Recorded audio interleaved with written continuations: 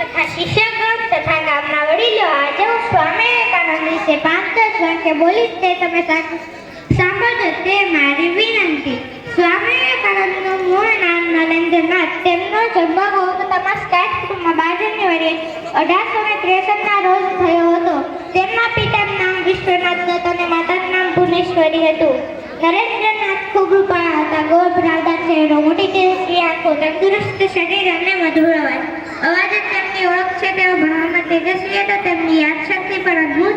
તેમને વાંચનનો ખૂબ શોખ હતો. એકવાર પુસ્તક વાંચતા અને તેમને વધુ યાદ રહી જતું. નરેન્દ્રનાથને એક જ શું હતી, મારે ઈશ્વરને જોવા છે. તેઓ ગુરુની શોધમાં ઘણી યુક્તિઓને મળ્યા પણ તેમને કોઈથી સંતોષ થયો નહીં.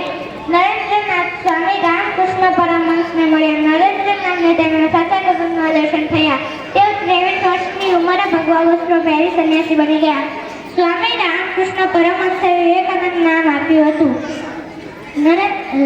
સ્વામી વિવેકાનંદે યુવાનોને સૂત્ર આપ્યું, ઉઠો, જાગો અને ધ્યેય પ્રાપ્તના મંડ્યા રહો.